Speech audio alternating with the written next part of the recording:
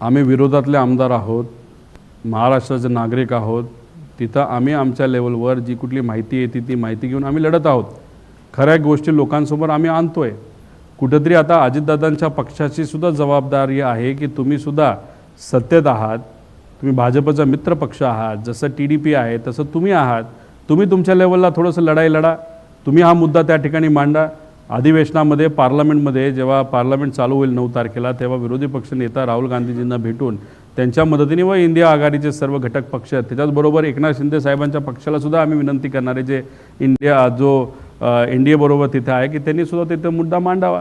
पण बघा, आम्ही काय सांगतोय लोकांना सुद्धा कळलं पाहिजे की राजकारण काय लेवलला चाललेलं आहे, की मित्राची बाजू घेण्यापेक्षा राजकारण हे जास्त, राजकारणाला जास्त महत्त्व तिथं दिलं जातं आहे. राजकारण कसं टिकेल, सत्तेत आपण कसं राहू, हे कुठेतरी काही लोक प्रयत्न करत आहेत.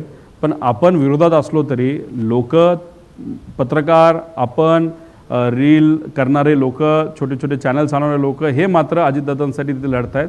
आपण हा लढा कायम ठेवू. कुणीतरी लढलं पाहिजे, त्याशिवाय न्याय मिळणार नाही. एवढं लढल्यानंतरच कुठंतरी CID वाले पत्रकार परिषद घेत आहेत, एवढं लढल्यानंतरच कुठेतरी रिपोर्ट आला तरी. पण हे आल्यानंतर सुद्धा त्यात काही त्रुटी आहेत. त्यामुळे आम्हाला कुठेतरी भीती वाटते की मॅन्युप्युलेशन केलं जाईल आणि जे केलं जाते. त्यामुळे अजून हा लढा पुढे नेऊन पार्लमेंटमध्ये काय करता येईल का, असा प्रयत्न त्या ठिकाणी आम्ही करू.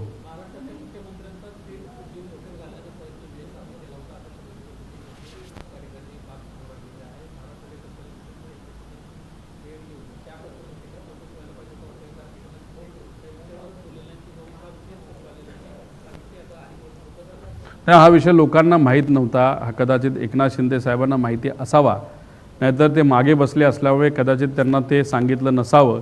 पण हा मुद्दा नक्कीच एकनाथ शिंदे साहेबांना जेव्हा मी भेटेल तेव्हा हा मुद्दा त्यांना सांगेल. पण त्याच्याचबरोबर DGCAने याच्यावर, या VSRवर काय कारवाई केली आणि अशा पद्धतीने तुम्ही महाराष्ट्राच्या एका मोठ्या नेत्याचा, ते सुद्धा मुख्यमंत्र्याचा जीव जर धोक्यात घालत असाल आणि उद्या खरंच इराणच्या त्या फायटर जेटली जर एकनाथ शिंदे साहेबांचं विमान पाडलं असतं, जर ते पाडून त्याच्यामध्ये जर चुकीची घटना त्या ठिकाणी घडली असती तर कदाचित त्यावेळेस चर्चा झाली असती, हे कसं झालं, काय झालं, आम्ही हे करू, ते करू, त्या करू, आणि विषय तिथंच संपला असता. त्यामुळे नेत्यांना मी विनंती करतो की तुम्ही तुमची काळजी तिथं घ्या. जी काय माहिती आमच्यापर्यंत येते ती आम्ही पुढे घेऊन चाललेलो आहोत. अशा पद्धतीने तुम्ही जर नॉन कम्प्लायन्स करत असाल, ते मुद्दामून करताय का कसं करताय, याला पूर्णपणे VSR आणि DGCA जबाबदार आहे, असं आमचं प्रामाणिक मत आहे.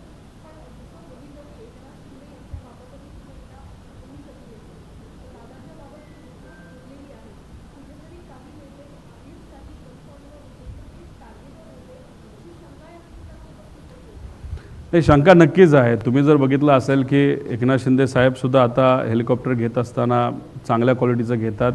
या पद्धतीनेच कुठंतरी आपणसुद्धा काळजी घेतली पाहिजे. दादांनासुद्धा काही लोकांनी सांगितल्यानंतर ते प्लॅस्टिकच्या बॉटलमध्ये पाणी पित नव्हते, काचेच्या बाटलीमध्ये पाणी प्यायला लागलेले. त्यांनी सिक्युरिटीसुद्धा काही प्रायव्हेट आणि ओळखीचे लोकच जवळपास आसपास ठेवले होते. पण ॲक्सिडेंट आणि ते सुद्धा विमानाच्या बाबतीत असं काहीतरी होईल हे दादांनासुद्धा माहीत नव्हतं. आणि दुसरं हे म्हणजे एकनाथ शिंदे साहेब जात असताना इराण आणि इराकवर बिना परवानगी, म्हणजे काही वर्षांपूर्वीसुद्धा इराक वॉर लोकांनी बघितलं आहे, इराण प्लस मायनस सारखं असतंच, कुठं ना कुठेतरी बॉम्ब फुटतच असतो. अशात तुम्ही या देशाच्या वरून जात असताना बिना परवानगीचं जात असाल आणि त्याच्यात जर कुठं गोळीबिळी पडली असती, 2-3 मिनटाचा जरी उशीर झाला असता तर फार वेगळी घटना तिथं घडली असती. तर अशा पद्धतीने बेजबाबदार वागत असेल VSR आणि DGCA, तर मग उद्या जाऊन याच लोकांना आपण पाठिंबा देणार आहोत का? नेते म्हणून मी खरं तर काही लोकांना तिथं बोलतो. आणि माझं एवढंच मत आहे, TDP काय धंदा करतं, किती मोठा व्यवसाय करतं, ह्याचं काय घेणं देणं नाही. पण TDPच्या पक्षाचा एक खासदार या देशाचा एव्हिएशन मंत्री आहे आणि त्याच्या अंतर्गत हे सगळे इन्व्हेस्टिगेशन होणार असेल आणि त्यांचंच VSRचं त्यांचंच आर्थिक संबंध काय ते मी जर दाखवून दिला असेल तर मग इन्व्हेस्टिगेशन पारदर्शक पद्धतीने कसं होईल अशी शंका नक्कीच निर्माण होते.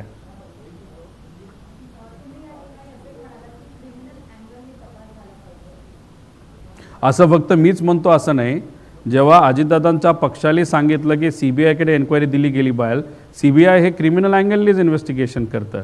त्याच्याचबरोबर इतरही ज्या लोकांच्या मागण्या आहेत त्यांचं पण क्रिमिनल अँगल आहे. लोकांच्या मनामध्ये सुद्धा तीच इच्छा आहे आणि माझंसुद्धा मत आहे की टेक्निकल अँगल हे तिकडं बघितला जातो आहे, पण DGCAची जबाबदारी असणार आहे की टेक्निकल अँगल जास्त पुढे आले नाही पाहिजे. का? जर टेक्निकल अँगल पुढे आले तर त्यांच्यातल्या काही अधिकाऱ्यांना घरी बसावं लागेल, कारण का टेक्निकल अँगल नाही तर त्याची पूर्तता इनकम्प्लीट जर कोणी ठेवली असेल तर तो पूर्णपणे जबाबदार असतो, त्याला घरी जावं लागेल. आणि त्या DGCAमध्ये सगळेच लोक घाबरत असल्यामुळे AIBच्या अजितदादांच्या रिपोर्टमध्ये आपण बघितलं असेल तर इन्व्हेस्टिगेशन ऑफिसरचं नावसुद्धा दुर्दैवाने त्याच्यामध्ये दिलेलं नाही. त्यामुळे त्याला टेक्निकल अँगल आहे, कमर्शियल अँगल आहे आणि क्रिमिनल अँगलसुद्धा आहे, असं सुरुवातीपासून आमच्या सगळ्यांची भूमिका आहे.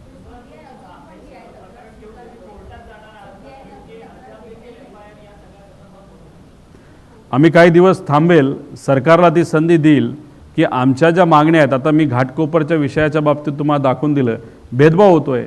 एखादा BJPचा नेता जर छोट्या एखाद्या कंपनीसाठी ज्याच्यामध्ये कुठल्याच मोठ्या बिझनेसमनचं काही घेणं देणं नाही याच्यावर कारवाई करण्यासाठी जातो तर लगेच तिथं पोलीस ऐकतात. आणि आम्ही अजितदादांचा विषय घेऊन जात असताना फक्त अजितदादांच्या केसमध्ये मोठे मोठे नेते इन्वॉल्ड आहेत त्या कंपनीमध्ये, VSRमध्ये आणि DGCAमध्ये सुद्धा अधिकारी बऱ्याच प्रमाणात अडचणीत येतील. ॲरो नावाची कंपनीसुद्धा काही लोकांच्या जवळची असं आम्हाला तिथं कळतं. आणि मग एवढ्या सगळ्या गोष्टी असल्यामुळेच दादांची केस मित्र असतानासुद्धा दुर्दैवाने महाराष्ट्रामध्ये ती रजिस्टर होत नाही असं आम्हा सगळ्यांना त्याच्यामध्ये त्या ठिकाणी वाटतं.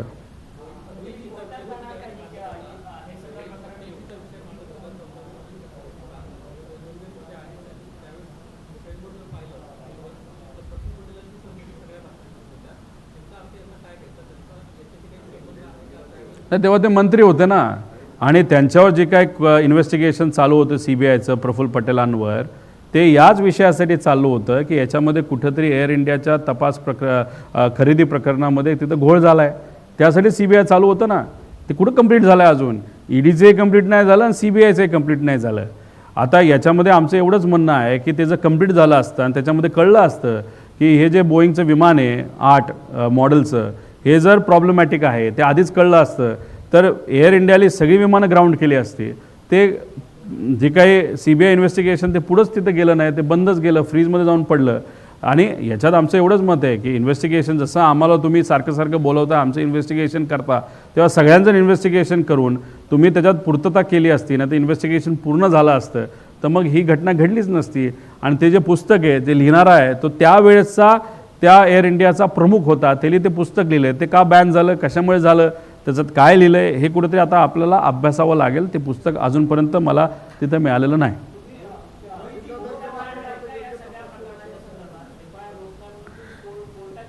नाही, एकदा आम्ही सरकारला परत त्या ठिकाणी संधी देऊ. FIR आमचा अधिकार आहे. घाटकोपरच्या बाबतीत FIR तिथं झाला होता, तर आमच्या बाबतीतच होत नसेल तर पुढच्या काही दिवसामध्ये 2-3 दिवसामध्ये FIR सुमोटो ज्याचं आम्ही पत्र दिलेलं आहे, आम्ही पार PIला सुद्धा दिलं आहे, ॲडिशनल CPला सुद्धा मुंबईत दिलं आहे आणि तिथे आम्ही PIला पण दिलं आहे आणि SPला पण दिलेलं आहे. त्या बाबतीत सरकार काय भूमिका घेतं हे आपल्याला बघावं लागेल.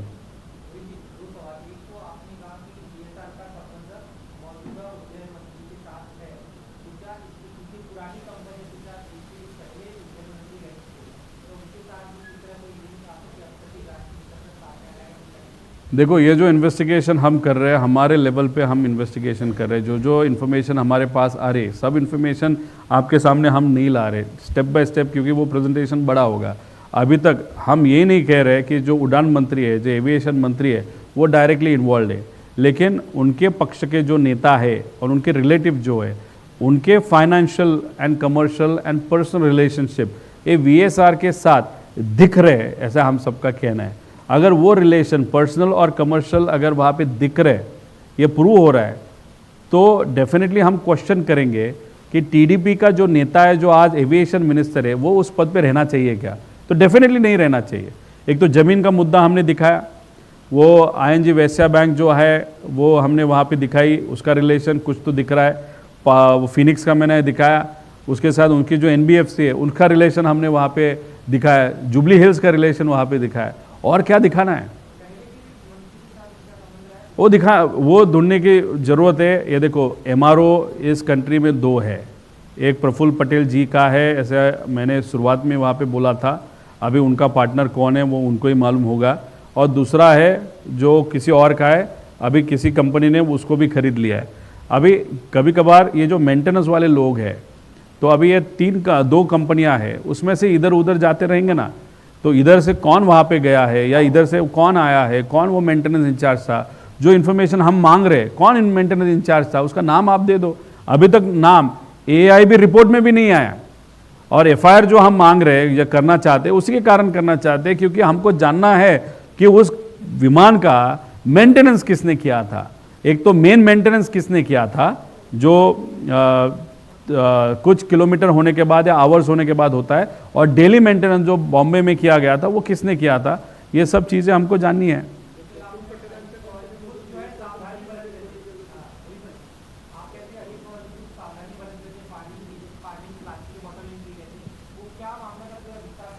देखो, ये VSR का इशू आने के बाद बहुत सारे नेताओं ने अपने जो हेलीकॉप्टर है वो अच्छे हेलीकॉप्टर लेना चालू कर दिए, वो अच्छी चीज़ है। लेकिन अभी भी कुछ लोग VSR का इस्तेमाल कर रहे हैं, वो गलत चीज़ है, उसका मेंटेनेंस नहीं होगा। और दूसरी बात, क्योंकि ये इन्फॉर्मेशन आने के बाद ही जो नेता है वो प्रिपेयर्ड होता है। जैसे दादा के केस में अगर आपने देखा होगा, पहले अजित दादा पहले प्लास्टिक की बॉटल हो या किसी के भी घर गए तो नॉर्मल ग्लास में भी पानी पीते थे। अभी उनको इन्फॉर्मेशन किसने दी, बताते वक्त उन्होंने सिर्फ बताया था कि हमको थोड़ी सी केयर लेने की ज़रूरत है, या किसी ने मुझे बताया, इसलिए उन्होंने प्लास्टिक बॉटल बंद करके कुछ 4-5 महीनों से ग्लास की बॉटल वहाँ पे ग्लास के बॉटल से पानी पीना चालू किया था, क्योंकि उस पर मैनिपुलेशन नहीं हो सकता या कोई इंजेक्शन से उसमें पॉइजन नहीं डाल सकता या कुछ नहीं डाल सकता। उसी के साथ उन्होंने अपने जो पर्सनल गार्ड्स थे उन पे ज़्यादा विश्वास रखना चालू कर दिया था, एंड अनफॉर्चुनेटली एक्सीडेंट वहाँ पे हुआ था। अभी जो मैं एकनाथ शिंदे साहब के बारे में आपको बोला था, VSR का एक प्लेन था, ज्यूरिख जा रहा था और डावोस के लिए, तो वहाँ पे जाते वक्त उन्होंने जो VSR कंपनी है उन्होंने ईरान की परमिशन नहीं ली, इराक की परमिशन नहीं ली। इंटरनेशनल फ़्लाइट में आपको जिस कंट्री के ऊपर से अगर आप जा रहे हो, और स्पेशली अगर वो कंट्री बहुत हॉस्टाइल है, तो परमिशन आपको लेनी पड़ती है। तो मैं एकनाथ शिंदे साहब का जो प्लेन था वो कैसे आपने इराक और ईरान के ऊपर से विदाउट परमिशन वहाँ पे लेके गया, उसके लिए वहाँ पे बहरीन आके उनको 3 घंटा रुकना पड़ा, फिर परमिशन लिया, फिर उड़ाया। अगर वैसे ही 2 मिनट का डिले होता तो ईरान के जो पायलट्स है या जो भी उनके फाइटर जेट्स है वो उस एकनाथ शिंदे जी का जो प्लेन है वो गन डाउन भी कर सकते थे। अभी ये जो इन्फॉर्मेशन है वो हमारे पास आई है, अभी ये इन्वेस्टिगेटेड करने की ज़रूरत है। वो अगर प्रॉपरली इन्वेस्टिगेट करने के बाद अगर प्रॉपर पेपर वर्क अगर सामने लाया, या एकनाथ शिंदे साहब को जाके आप पूछ सकते हो ये इंसिडेंस हुआ था क्या, उनको इस इंसिडेंस के बारे में मालूम है क्या, उस इंसिडेंस के बारे में कुछ पेपर मेरे पास है, वो आगे लेके मैं आऊँगा। लेकिन एकनाथ शिंदे साहब का भी इस इंसिडेंस के बारे में क्या कहना है वो देखने की ज़रूरत है, क्योंकि अगर आप देखो 6-7 दिन पहले उनके पार्टी ने भूमिका ली थी VSR से हम ट्रैवल नहीं करेंगे।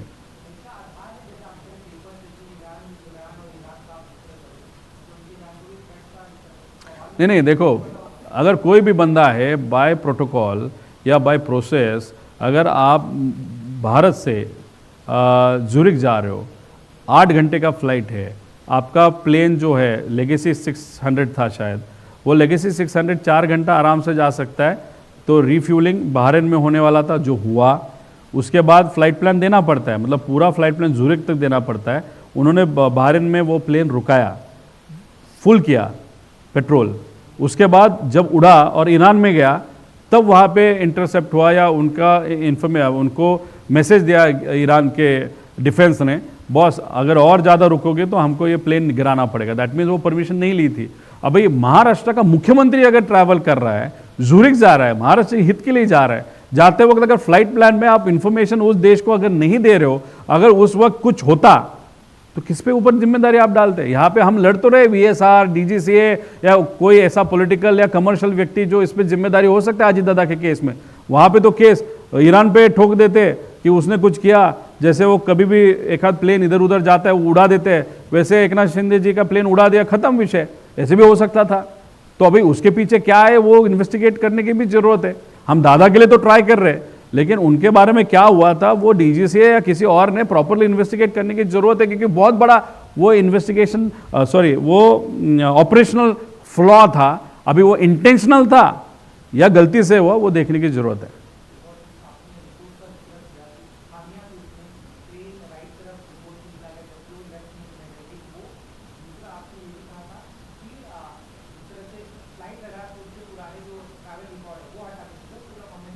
देखो, जो विमान अगर आप देखो तो कोई भी विमान कहाँ पे भी जा रहा है तो उसका एक रिकॉर्ड, वो क्या बोलते हैं उसको, फ्राइल रडार का एक सॉफ्टवेयर है, उस पर वो रिकॉर्ड होता है, उसमें हिस्ट्री भी दिखती है आपको।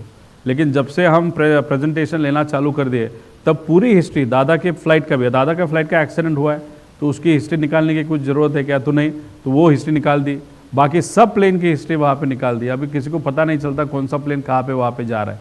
तो अभी वो अगर आप हिस्ट्री निकाल रहे हो तो डेफिनेटली आपके मन में डाउट है कि हमारी चोरी कहाँ पे तो पकड़ी जाएगी, तो वो एक एंगल उसको था। दूसरा विषय क्या था? अभी देखो, लेफ्ट बैंक मतलब लेफ्ट विंग नीचे जाता है, राइट बैंक मतलब राइट विंग नीचे जाता है। अगर आप देखो तो वो जो रनवे है उसके लेफ्ट साइड को वो प्लेन क्रैश हुआ, ये सही बात है। लेकिन उन्होंने बोला बहुत सारे ट्रीज थे, उस ट्रीज को वो डैश हुआ, उसके बाद वो एक्सीडेंट हुआ, तो वहाँ पे तो ट्री नहीं, वो तो हमने प्रूव किया। और फिर वो राइट बैंक हुआ था, ऐसे रिपोर्ट में बताया। लेकिन अगर आप वीडियो देखो तो लेफ्ट बैंक होके लेफ्ट साइड को वहाँ पे वो क्रैश हुआ था। अगर आप इन्वेस्टिगेशन कर रहे हो तो अच्छी तरीके से तो करो, यहाँ पे कुछ भी आप इंफॉर्मेशन दे रहे हो और इस इंफॉर्मेशन पे सीबीआई और सीआईडी फर्दर इन्वेस्टिगेशन करने वाला है, तो पहला ही इन्वेस्टिगेशन अगर फ्लॉ आप कर रहे हो तो आगे जाके न्याय कैसे मिलेगा? इसीलिए तो वीके सिंह ने मेरे बंदे को फोन करके वहां पे गाली देके नीचे से लेके ऊपर तक लोग हमारे हाथ में हैं, और एआईबी ने रिपोर्ट दिया ना, मतलब उनका रिलायंस जो है वो रिलाय किस पे हो रहे हैं, तो एआईबी के रिपोर्ट पे, डीजीसीए पे वो रिलाय हो रहे हैं।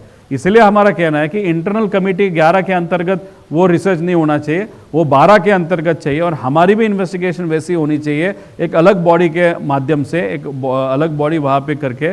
और जो अहमदाबाद में एक्सीडेंट हुआ था वो भी 12 के अंतर्गत वो इन्वेस्टिगेशन होना चाहिए, क्योंकि डीजीसीए के बहुत सारे लोग भी इसमें जिम्मेदार है, ऐसे हम सबका कहना है। देखो, जब सुशांत सिंह राजपूत का विषय या उनका इन्वेस्टिगेशन ये सीबीआई के देने की बात हुई थी, तब बिहार के मुख्यमंत्री, तब उस टाइम इलेक्शन भी था बिहार में, उन्होंने एक प्रस्ताव केंद्र सरकार को होम मंत्रालय वहाँ पे दिया था। आज भेजा, 2 दिन के बाद सुशांत सिंह के बारे में सीबीआई का इंक्वायरी का प्रस्ताव ये 2 दिन में एक्सेप्ट हो गया। अभी महाराष्ट्र का एक बहुत बड़ा नेता इस एक्सीडेंट में अगर गुजर जाता है, उनका इन्वेस्टिगेशन सीबीआई के माध्यम से हो, ऐसे उनके ही पक्ष के लोग चाहते हैं, ऐसे पत्र तो दिया, 18 दिन हो गए, अभी तक सीबीआई के बारे में क्या हुआ किसी को मालूम नहीं। तो ये अभिनेता हो या एक कॉमन मैन हो या नेता हो, सब लोग हमारे लिए इंपॉर्टेंट है। लेकिन इस केस में एक वीआईपी, वो भी राज्य का, अगर 6 बार जो उप मुख्यमंत्री रहा है, और वो जब उनका एक्सीडेंट हुआ तो वो खुद उप मुख्यमंत्री थे, संवैधानिक पद पे वहां पे थे, उनके एक्सीडेंट होने के बाद भी सुशांत सिंह के बारे में 2 दिन में वहां पे रिपोर्ट एक्सेप्ट होता है, लेकिन यहां पे 18 दिन होने के बाद भी वहां पे रिपोर्ट नहीं होता, और 1 महीना होने के बाद भी इन्वेस्टिगेशन कहां पे भी आगे नहीं जा रहा। तो इसके पीछे कौन है, ये हमारी सबकी मांग है या प्रश्न है।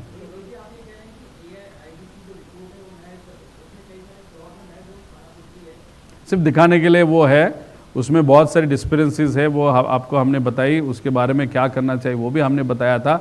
और ये जो इन्वेस्टिगेशन जानबूझ के उसको लेट क्यों किया जा रहा है, क्योंकि ये वीएसआर के लोग, डीजीसीए के लोग साथ में इकट्ठा बैठते हुए पेपर वर्क वहाँ पे कर रहे हैं, मतलब जो गलतियाँ उनकी हुई है वो कुछ छुपाने का काम वो कर रहे हैं, क्योंकि अगर वो गलतियाँ सामने आएगी तो वीएसआर को, तो वीएसआर के ऊपर कार्रवाई करनी ही पड़ेगी, उसके ओनर्स के ऊपर कार्रवाई करनी पड़ेगी। लेकिन ये वीएसआर को अलाउ किया ये डिस्पेरेंसीज या गलतियां करने के लिए, इसलिए डीजीसीए के बहुत सारे बड़े बड़े जो अधिकारी वो भी इसमें अटकेंगे। इसलिए अधिकारियों को बचाने के लिए और वीएसआर को बचाने के लिए, वीएसआर का क्यों बचा रहे वो तो हमने बताया, बहुत बड़े बड़े नेता इसके पीछे है, इस वीएसआर के कंपनी, वो तो हमने बताया, और अधिकारी खुद को बचाने का कोशिश करेगा तो वो वहाँ पे बचाने की कोशिश वहाँ पे कर रहे हैं। इसलिए तो यहाँ पे सिर्फ बचाने का खेल चल रहा है। अजित दादा को न्याय देने का यहाँ पे कोई भी प्रश्न नहीं है, या यहाँ पे कोई भी एफर्ट किसी से भी वहाँ पे लिए जा रहे जो सत्ता में, ऐसे हम सबको नहीं लगता।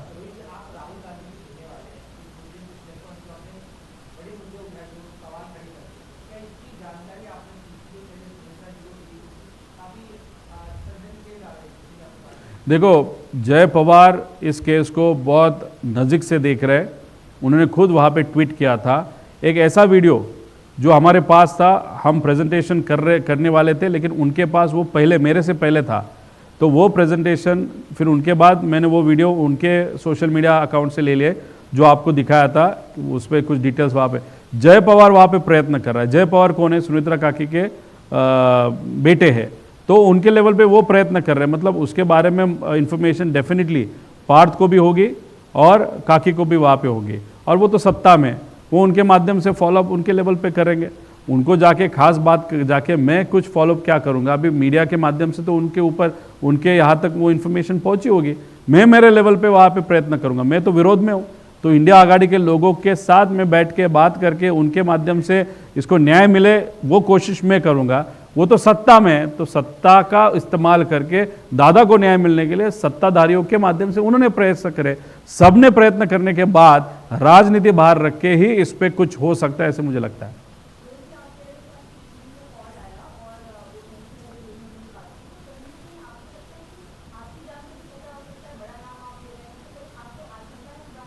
देखो, शंका तो सबको है। मेरे कान पे भी ये आया कि आप थोड़ा सा केयरफुल रहिएगा, लेकिन मैं तो नहीं डरने वाला, मैं हटने नहीं वाला। फैमिली मेम्बर्स को डेफिनेटली वहाँ पे दे आर वेरी केयरफुल। वो मुझे बता रहे हैं कि प्लीज़ बी केयरफुल, अभी बहुत हो गया, इतना आगे क्यों लेके जा रहे हो? जो सत्ता में उनको ही कुछ नहीं पड़ा तो आप क्यों लेके जा रहे हो? लेकिन बाद में वो भी बोल रहे हैं कि नहीं, दादा को न्याय मिलना चाहिए। फिर कार्यकर्ता का कहना है, पदाधिकारी का कहना है। बहुत जगह पे कलेक्टर को, एसपी को, सीपी को वहाँ पे पत्र दिया गया सिक्योरिटी के बारे में। ठीक है, वो सरकार का विषय है, लेकिन मैं तो लड़ते रहने वाला हूँ। जो भी करना है वो करेगा, लेकिन मैं, मेरी जो भी सिक्योरिटी मेरे लेवल पे जो मैं कर सकता हूँ वो तो मैं कर ही रहा हूँ। अभी हमारा लड़ा तो ऐसे चालू रहेगा जब तक अजीत दादा को न्याय नहीं मिले।